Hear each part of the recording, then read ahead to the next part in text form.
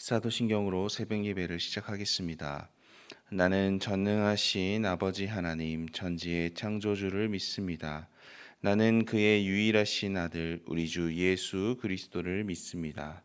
그는 성령으로 잉태되어 동정녀 마리아에게서 나시고 본디오 빌라도에게 고난을 받아 십자가에 못 박혀 죽으시고 장사된 지 사흘 만에 죽은 자 가운데서 다시 살아나셨으며 하늘에 오르시어 전능하신 아버지 하나님 우편에 앉아 계시다가 거기로부터 살아있는 자와 죽은 자를 심판하러 오십니다.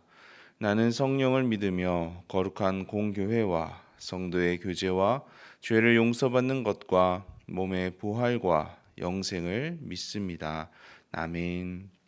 찬송가 284장 찬송가 284장 함께 찬양하겠습니다.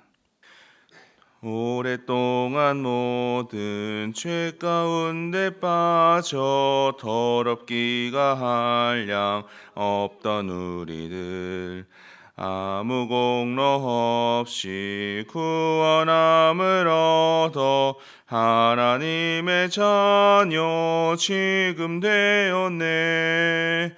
주의 그 사랑 한량 없도다. 찬송할지어다 예수의 공로 주의 그 사랑 한량 없도다. 찬송할지어다 예수의 공로 주의 보혈로서 정결하게 씻겨 죄악에서 떠난 몸이 되었고 세상 근심 구름 간 곳 없어지니 하나님의 빛이 영화롭도다. 주의 그 사랑 한량 없도다. 찬송할지어다 예수의 공로 주의 그 사랑 한량 없도다. 찬송할지어다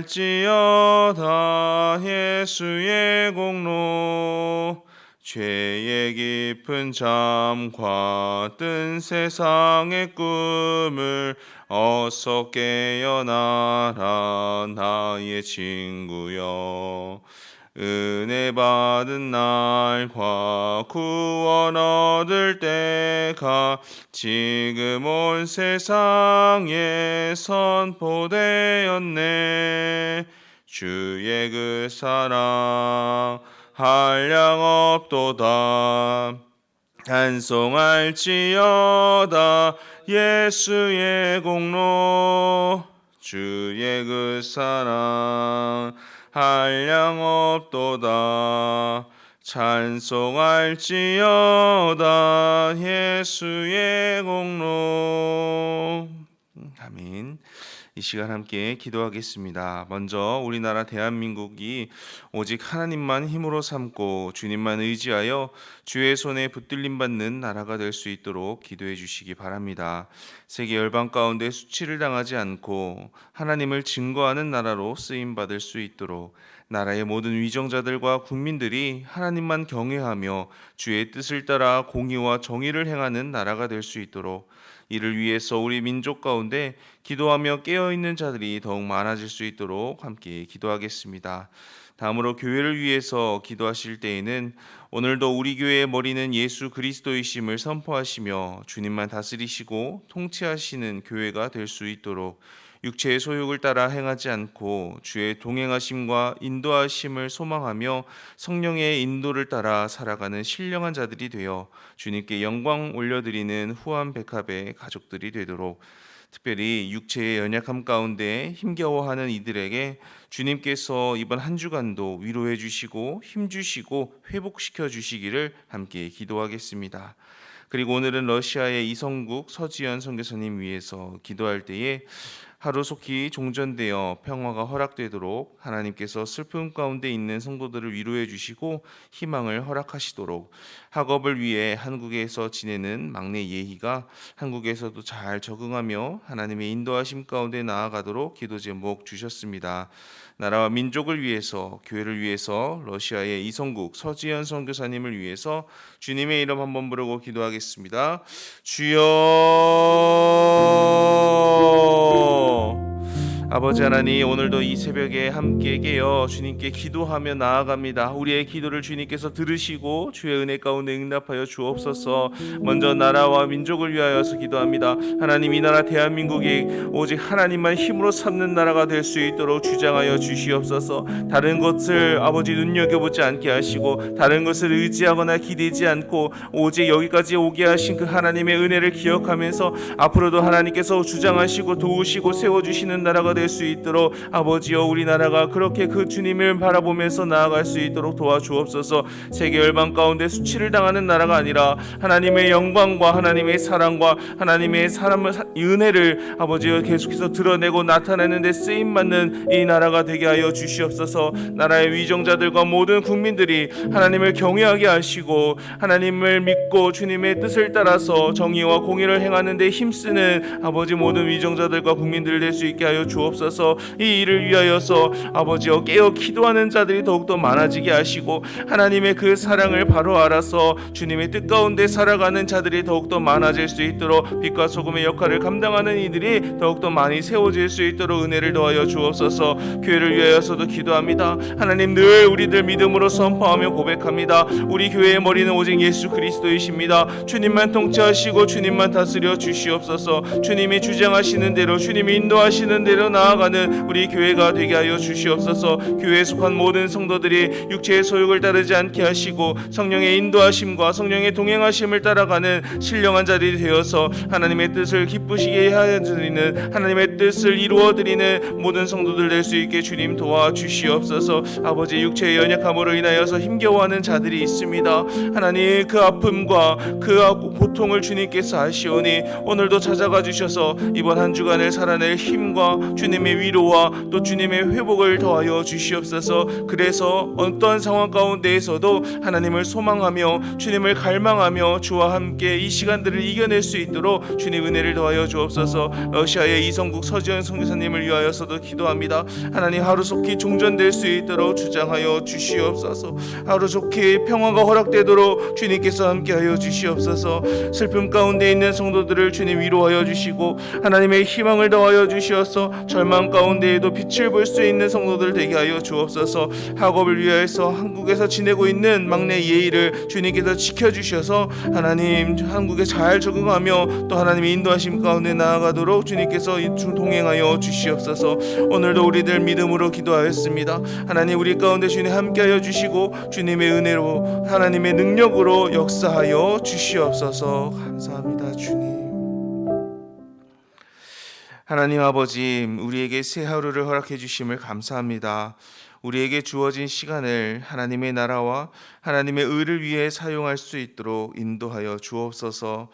우리의 연약함과 부족함을 긍휼히 여겨 주시어 주의 은혜와 지혜와 능력으로 함께해 주옵소서. 그렇게 부름받는 자의 합당한 삶을 살아낼 수 있도록 오늘도 우리의 삶 가운데 역사해 주옵소서. 주님, 이 시간 말씀을 나눕니다. 나를 위한 하나님의 말씀으로 받게 하시고 믿음으로 반응하며 삶으로 살아내는 우리가 되도록 주장해 주옵소서. 예수님의 이름으로 기도드립니다. 아멘. 오늘 함께 나눌 하나님의 말씀은 열왕기상 7장 13절에서 26절입니다. 열왕기상 7장 13절에서 26절의 말씀 읽겠습니다. 솔로몬 왕이 사람을 보내어 히람을 두로에서 데려오니 그는 납달리 지파 과보의 아들이요 그의 아버지는 두로 사람이니 노스의 대장장이라. 이 히람은 모든 놋 일에 지혜와 총명과 재능을 구비한 자이더니 솔로몬 왕에게 와서 그 모든 공사를 하니라. 그가 놋 기둥 둘을 만들었으니 그 높이는 각각 18규빗이라. 각각 12규빗 되는 줄을 두를만 하며 또 놋을 녹여 부어서 기둥 머리로 만들어 기둥 꼭대기에 두었으니 한쪽 머리의 높이도 5규빗이요 다른 쪽 머리의 높이도 5규빗이며 기둥 꼭대기에 있는 머리를 위하여 바둑판 모양으로 얽은 그물과 사슬 모양으로 따은 것을 만들었으니 이 머리에 7이요 저 머리에 7이라. 기둥을 이렇게 만들었고 또 2줄 성류를 한 그물 위에 둘러 만들어서 기둥 꼭대기에 있는 머리에 두르게 하였고 다른 기둥 머리에도 그렇게 하였으며 주랑 기둥 꼭대기에 있는 머리에 4규빗은 백합화 모양으로 만들었으며 이 두 기둥 머리에 있는 그물 곁 곧 그 머리에 공같이 둥근 곳으로 돌아가며 각기 성류 200개가 줄을 지었더라. 이 두 기둥을 성전의 주랑 앞에 세우되 오른쪽 기둥을 세우고 그 이름을 야긴이라 하고 왼쪽에 기둥을 세우고 그 이름을 보아스라 하였으며 그 두 기둥 꼭대기에는 백합화 형상이 있더라. 두 기둥의 공사가 끝나니라. 또 바다를 부어 만들었으니 그 직경이 10규빗이요 그 모양이 둥글며 그 높이는 5규빗이요 주위는 30규빗 줄을 두를 만하며 그 가장자리 아래에는 돌아가며 박이 있는데 매 규빗에 10개씩 있어서 바다 주위에 둘렀으니 그 박은 바다를 부어 만들 때에 2줄로 부어 만들었으며 그 바다를 소 12마리가 바쳤으니 셋은 북쪽을 향하였고 셋은 서쪽을 향하였고 셋은 남쪽을 향하였고 셋은 동쪽을 향하였으며 바다를 그 위에 놓았고 소의 뒤는 다 안으로 두었으며 바다의 두께는 한 손 너비만 하고 그것에 가는 백합화의 양식으로 잔가와 같이 만들었으니 그 바다에는 2000밭을 담겠더라. 아멘. 솔로몬이 성전을 지었지만 성전은 건물만 짓는다고 다 되는 것이 아니죠. 그 안에 성전 제사에 필요한 기물들도 여전히 만들어야 하는 그런 상황 가운데 있었습니다. 그래서 성전 안에 들어가는 기물이나 조형물들을 이제 만들어야 되는데 솔로몬은 이를 위해서 두로에서 히람이라고 하는 사람을 데려오는 것을 오늘 말씀을 통해 보게 됩니다. 13절과 14절을 다시 한번 읽어보겠습니다. 솔로몬 왕이 사람을 보내어 히람을 두로에서 데려오니 그는 납달리 지파 과부의 아들이요 그의 아버지는 두로 사람이니 놋의 대장장이라. 이 히람은 모든 놋 일에 지혜와 총명과 재능을 구비한 자이더니 솔로몬 왕에게 와서 그 모든 공사를 하니라. 오늘부터 계속 살펴보겠지만 성전에는 제사를 위한 각종 기구들이 많이 필요했습니다. 그 중에 상당수가 놋을 재료로 하는 기구들이었는데요. 이에 두로에서 데려온 사람이 바로 히람이었고 그는 놋 장인으로 유명한 사람이었습니다. 솔로몬이 이 사람을 청빙해 오게 되는 것이죠. 14절은 그에 대한 설명을 기록해 주고 있는데요. 그는 먼저 납달리 지파 과부의 아들이었습니다. 그러니까 히람의 어머니는 납달리 지파의 여인이었는데 어떠한 이유로 인해서 이제 이별을 하게 되었고 그 다음에 두로인과 재혼해서 두로에서 살고 있는 것으로 볼 수 있는 부분이죠. 그녀는 어려서부터 그 자신의 그 뿌리에 대해서 아들에게 설명을 해 주었을 것이고 그렇게 히람은 자연스럽게 이스라엘에 대해서 알고 있었을 것입니다. 그러니 솔로몬의 청빙에 그가 바로 움직여서 예루살렘으로 오게 된 것이라고 생각해 볼 수가 있겠죠. 그래서 그가 해야 할 일이란 어머니의 나라에서 내가 이 일을 감당해야겠구나라고 생각했던 것 같습니다. 그리고 그의 아버지는 대를 이어서 일을 할 수 있는 놋의 대장장이었습니다. 그래서 그는 모든 놋 일에 지혜와 총명과 재능을 겸비한 자였다라고 성경이 말하고 있죠. 역대하 말씀을 찾아보면 그는 놋만 잘 다루는 것이 아니라 금, 은, 동, 나무, 천 등을 다루는 것에도 익숙했고 문양을 새기는 등의 여러 재주를 가진 다재다능한 그런 장인이었다고 합니다. 이런 식의 설명은 출애굽 때 성막 제작을 담당했던 부살렐과 오홀리압에 대한 설명과도 비슷한 부분인데요. 출애굽기 31장을 보면 하나님은 모세에게 성막을 지을 사람으로서 부살렐과 오홀리압을 지명하십니다. 내가 그들을 사용하겠다라고 하시죠. 그런데 그냥 사용하겠다, 그러니까 너네는 와서 빨리 일해라라고 하시지 않으십니다. 그 성막이라는 것을 처음 지어보는 것이었기 때문에 참 쉽지 않은 일이었는데 하나님은 이 사람을 지명하시고 나서 지혜와 총명과 또 지혜로운 마음까지도 그들에게 부어 주십니다. 그러니까 하나님은 일을 시키심과 동시에 그 일을 감당할 수 있는 능력까지도 다 주셨다라는 것이죠. 그렇게 하나님이 주신 것을 활용해서 부살렐과 오홀리압은 성막을 지어가게 됩니다. 마찬가지로 오늘 등장하고 있는 이 히람도 하나님께서 솔로몬을 통해서 지명하시기 전에 그에 합당한 또 그에 필요한 모든 것을 그가 이미 갖추게 하셨다라는 것을 보게 되는 것이죠. 그래서 우리는 이 짧은 두 절을 통해서 한 가지를 생각해 볼 수 있게 됩니다. 그것은 바로 모든 것은 하나님의 섭리 가운데 이루어져 간다라는 사실입니다. 저는 말씀을 준비하면서 14절에서 계속 마음에 쓰인 것이 한 가지가 있었는데요. 그건 바로 납달리 지파의 과부가 왜 두로까지 갔을까라는 사실이었습니다. 두로는 예루살렘으로부터 직선 거리로만 따져도 150km 이상 떨어진 먼 곳입니다. 그리고 두로는요, 예루살렘 땅이 아니라 이방 나라의 땅입니다. 그런데도 왜 이 과부가 거기까지 가서 살았을까라는 부분이 궁금해졌습니다. 간단하게 생각해 본다면 만약 이스라엘 안에 히람 말고 놋을 다룰 수 있는 장인이나 대장장이가 있었다면 이 솔로몬이 굳이 두로에서까지 사람을 데리고 왔을까라고 생각을 해볼 수가 있겠죠. 물론 성전에 대한 그 솔로몬의 마음을 알기 때문에 더 잘하고 싶어서 일부러 스카우트해 왔을 수 있겠지만 이 히람만한 사람이 예루살렘에 그리고 이스라엘에 없었기 때문에 데려왔을 거라고 생각을 해볼 수가 있었겠죠.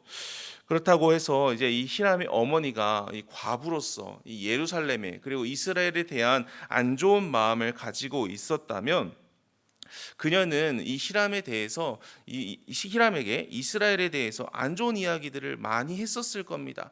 그러면은 이 히람은 어려서부터 안 좋은 이야기들을 듣고 자랐을 테니 이 어머니의 나라 듣기만 해도 치가 떨리는 그런 나라라고 생각을 했을 수도 있겠지만 그녀는 그렇게 하지 않았던 것으로 볼 수가 있습니다. 아까도 말씀드렸듯이 이 솔로몬이 데리고 가려고 할 때, 청비행을 갈 때 바로 움직이는 것을 보면은 알 수가 있는 것이죠.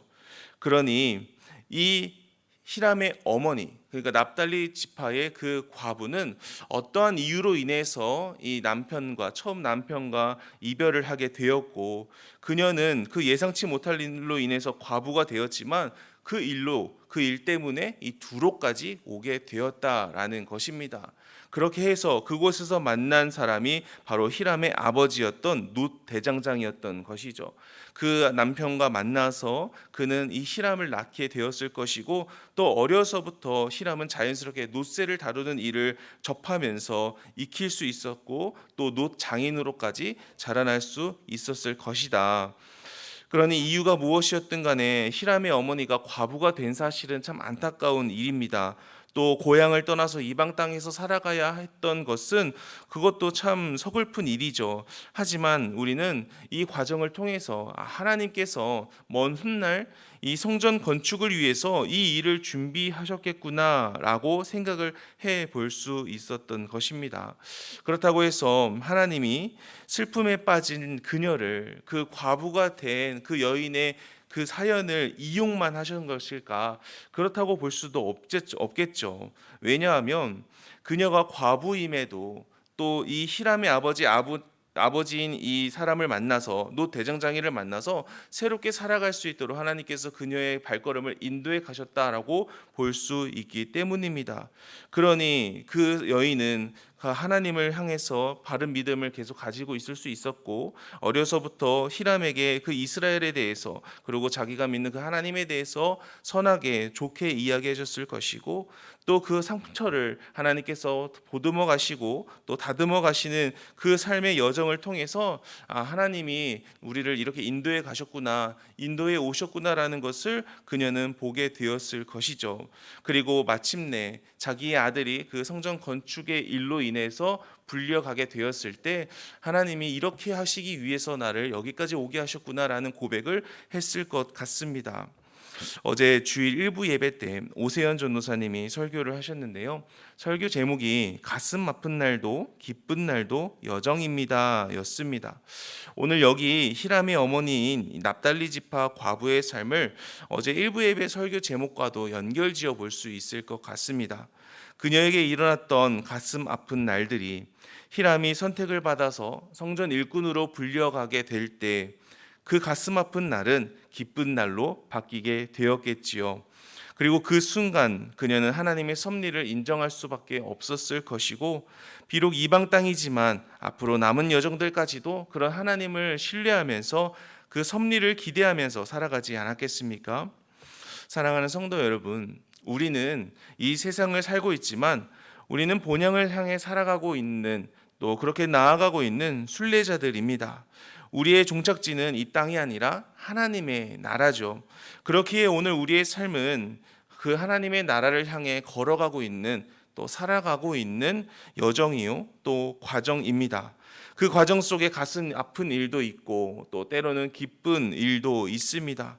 중요한 것은 어떤 일이 내게 닥칠지라도 하나님의 섭리가 오늘도 나와 함께 하신다는 것을 끝까지 붙들고 신뢰하는 것 아니겠습니까? 하나님은 기쁜 날에도 우리의 하나님이시고 슬픈 날에도 우리의 하나님이십니다. 기쁜 일에는 우리와 함께 기뻐해 주시고 슬픈 일에는 우리와 함께 슬퍼해 주십니다. 때로는 우리보다 더 가슴 아파하시며 우리보다 더 슬퍼하시고 또 함께 눈물 흘려주시는 분이 바로 우리 하나님이신 줄을 믿으시기를 바랍니다. 그러니 혹여 우리에게 가슴 아픈 날이 찾아와서 이해할 수 없는 그런 원통함과 아픔으로 하나님에 대한 마음이 흔들릴지라도 이 히람의 어머니인 납달리 지파 과부의 여인, 그 여인의 삶을 보면서 하나님의 섭리가 있음을 끝까지 신뢰할 수 있는 저와 우리 모든 성도님들 되시기를 바랍니다. 그 신뢰를 가지고 하나님의 섭리에 대한 믿음을 가지고 끝까지 이 믿음의 여정을 하나님의 나라에 도착하는 그날까지 계속해서 이어나갈 수 있는 승리의 내는 우리 모두가 되기를 바랍니다. 이어서 15절부터는 이제 히람이 예루살렘에 도착해서 제작하게 되는 그 성전 기물과 조형물들에 대한 내용들이 기록되어 있는데요. 먼저 그는 높이가 8.2m, 둘레가 5.5m나 되는 엄청나게 큰 두 개의 놋 기둥을 만들게 됩니다. 시간상 자세한 설명은 생략하고요. 이 두 기둥을 만들어서 그 성전 주랑 입구에서 볼 수 있는 그 출입구 쪽에 세우게 되는데, 이 두 기둥의 이름이 야긴과 보아스입니다. 먼저 야긴은 하나님이 세우신다라는 뜻을 가지고 있고요. 보아스는 그 안에 능력이 있다라는 뜻을 가진 단어입니다. 이것을 한 문장으로 말해보면 하나님의 능력으로, 하나님 안에 있는 능력으로 그가 이스라엘을 세우신다라는 뜻이 될 수 있겠죠. 또는 하나님의 능력으로 그가 성전을 세우셨다라는 의미로도 볼 수가 있습니다. 오늘날에는 건축을 하면 이제 건물에서 가장 잘 보이는 곳에 머릿돌을 설치를 해서 그 머릿돌에 건축자, 또 건축사, 또 건축기간, 또 건축의 목적 등을 그 머릿돌에다가 기록해서 사람들이 계속해서 볼 수 있게 만들어내는데요. 쉽게 얘기하면 이 야긴과 보아스가 성전의 머릿돌과 같은 역할을 감당하는 것이죠. 그런데 우리가 눈여겨봐야 할 것은 솔로몬은 그 놋 기둥에다가 자신의 업적이나 자신의 이름을 남기지 않고 이 성전을, 그리고 이 이스라엘을 누가 세우셨는지, 그리고 어떤 능력으로 세워졌는지를 이 야긴과 보아스라는 이름 가운데 새겨 놓았다라는 것입니다. 출애굽 당시 광야에서 사용하던 성막에 비하면 솔로몬 성전은 굉장히 화려하고 웅장하고 그 크기가 엄청나게 커졌습니다. 하지만 그러면서도 솔로몬은 그 하나님을 잊지 않았습니다. 하나님이 세우셨고 하나님이 이루셨고 하나님이 도우셨다라는 것을 그 큰 놋기둥 둘을 통해서 많은 사람들이 기억하게 했던 것이죠. 이를 통해서 성전처럼 우리 이스라엘도 하나님이 세워가 주시기를, 하나님의 능력 가운데 세워지기를 간절히 바랬던 것입니다. 우리는 이런 솔로몬의 모습을 통해서 결국 우리 인생도 하나님이 받들어 주시지 아니하시면, 또 하나님의 능력으로 세워 주시지 아니하시면 바로 설 수 없다는 것을 깨달을 수 있게 됩니다. 혹시 여러분들은 자기의 인생을, 여러분들 각자의 삶을 무엇으로 떠받들고 계신가요? 혹시 내 두 팔로, 내 힘으로, 내가 가진 것들로 내 인생을 무겁고 힘겹게 떠받들고 계시지는 않으신지요? 아니면 오늘 야긴과 보아스처럼 하나님께서 받쳐주시고 하나님께서 지탱해 주시는 그런 인생을 기대하면서 그렇게 살아가기 위해서 힘쓰고 계신지요? 오늘 성전 입구를 떠받치고 있는 야긴과 보아스를 통해서 하나님이 우리의 인생도 받쳐주시면 좋겠다라는 생각을 하게 됩니다. 또 하나님께서 우리의 삶을 지탱해 주시는 그런 하나님의 능력이 내게도 임하면은 좋겠다라는 그런 마음을 소망해 봅니다.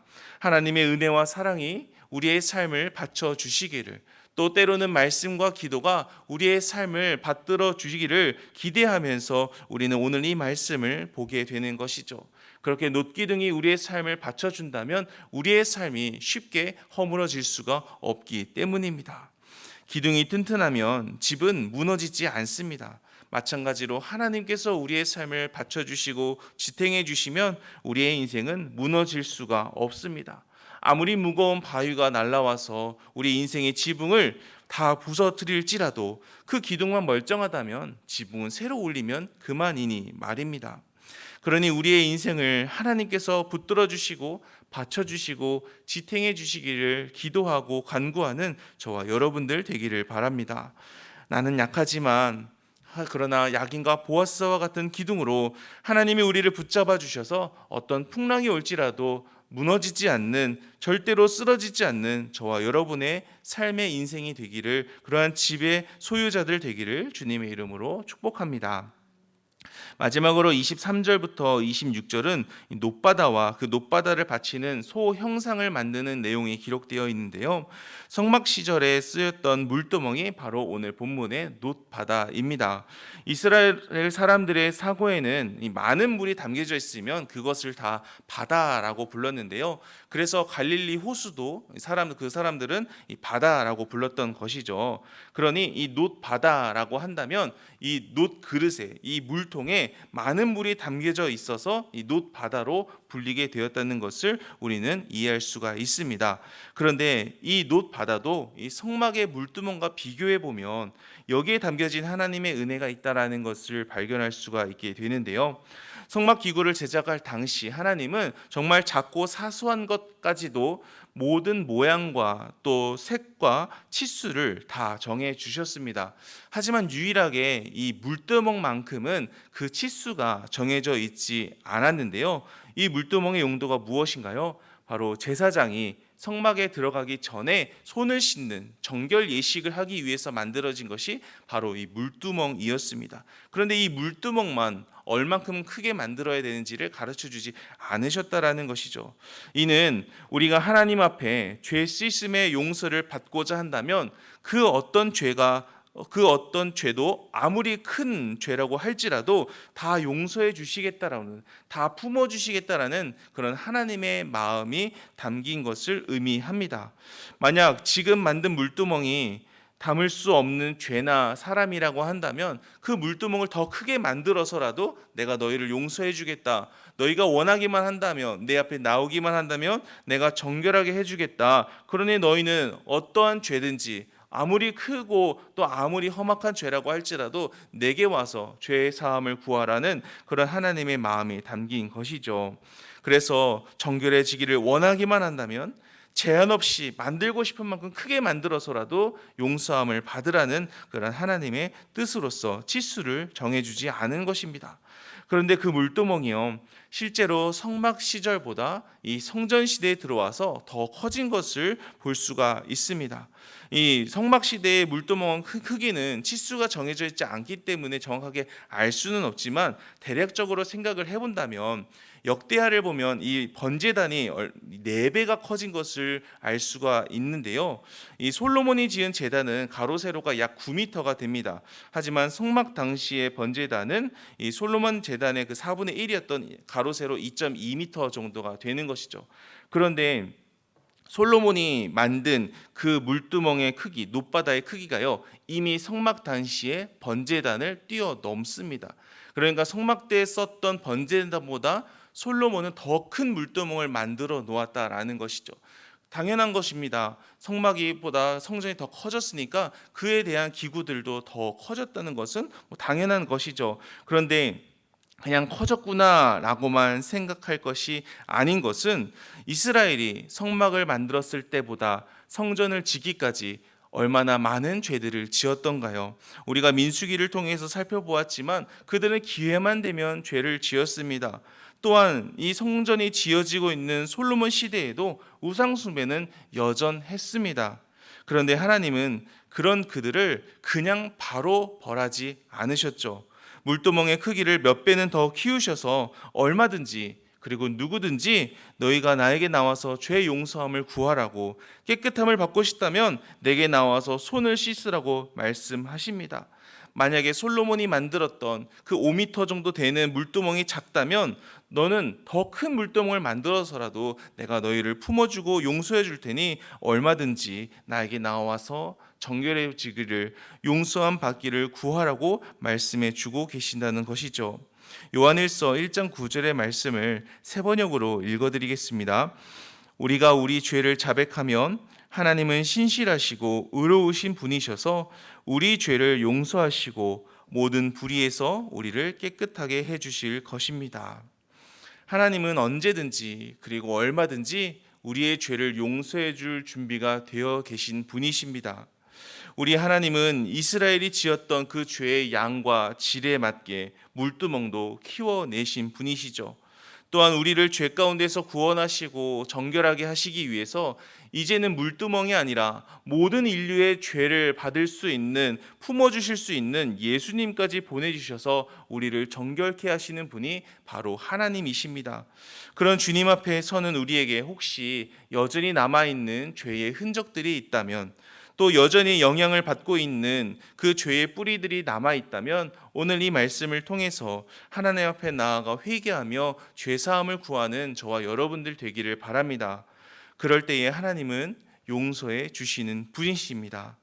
그래서 날이 갈수록 더욱 정결해지며 또한 정결해짐으로 하나님과 더욱 가까워지는 삶을 살아냄으로써 히람과 같이 하나님께 귀하게 쓰임받는 저와 여러분들의 인생이 되기를 주님의 이름으로 간절히 축원합니다. 주기도문 하겠습니다. 하늘에 계신 우리 아버지, 아버지의 이름을 거룩하게 하시며 아버지의 나라가 오게 하시며 아버지의 뜻이 하늘에서와 같이 땅에서도 이루어지게 하소서. 오늘 우리에게 일용할 양식을 주시고 우리가 우리에게 잘못한 사람을 용서하여 준 것 같이 우리 죄를 용서하여 주시고 우리를 시험에 빠지지 않게 하시고 악에서 구하소서. 나라와 권능과 영광이 영원히 아버지의 것입니다. 아멘. 주신 말씀과 개인의 기도 제목 가지고 기도하시다가 자유롭게 돌아가도록 하겠습니다. 주의 이름 한번 부르고 기도합니다. 주여. 아버지 하나님, 오늘도 주님의 말씀 가운데 하나님을 보게 하시고 우리를 발견케 하시니 감사합니다. 아버지, 히람과 같이 또 히람의 어머니의 그 인생과 같이 하나님의 섭리가 있음을 날마다 신뢰하며 하나님의 섭리를 기대하며 살아가는 우리들 되게 하여 주시옵소서. 그러한 우리의 인생을 주님의 두 팔로, 주님의 권능으로, 주님의 주권으로 붙들어 주시고 붙잡아 주시고 받들어 주시고 지탱해 주시는 우리의 인생이 되기를 소망합니다. 말씀과 기도로 우리의 삶이 떠받들어지게 하시고 하나님의 섭리와 또 하나님의 인자하심과 하나님의 사랑과 은혜로 받들어지는 우리의 인생이 되게 하여 주시옵소서. 또한 그러한 삶 가운데 우리는 여전히 연약하고 부족하여 죄로 인하여서 넘어질 때가 있고 죄로 인하여서 쓰러질 때가 있고 죄로 인하여서 하나님의 마음을 아프시게 할 때가 있습니다. 주님, 그럴 때마다 물두멍의 은혜를 기억하면서 그 물두멍을 더 키우시다 못해 이제는 하나님의 아들이신 예수 그리스도까지 보내시어서 우리를 정결케 하시기 원하시는 그 아버지의 마음을 알고 주님, 날마다 죄 사함을 구하며 회개하는 심정으로 주님께 우리의 죄를 아를 때에 용서함 받아서 더욱더 정결해져가는 우리의 인생이 될 수 있도록 하나님의 나라에 들어가는 그날까지 우리들 계속해서 그 성결의 과정을 거치며 하나님이 원하시는, 하나님께서 바라시는 그 하나님의 사람으로서 만들어져가는 우리 모두가 될 수 있도록 오늘 하루도 주님께서 귀하게 사용하여 주시옵소서. 모든 성도들의 그 입술을 통하여서 고백되어지는 그 기도의 제목들마다 하나님 주님의 은혜로 응답하여 주시고 하나님과 교제하며 주님과 관계 맺으며 오늘도 주와 함께 동행하는 우리의 삶이 될 수 있도록 주님 주장하여 주시옵소서. 감사합니다 주님.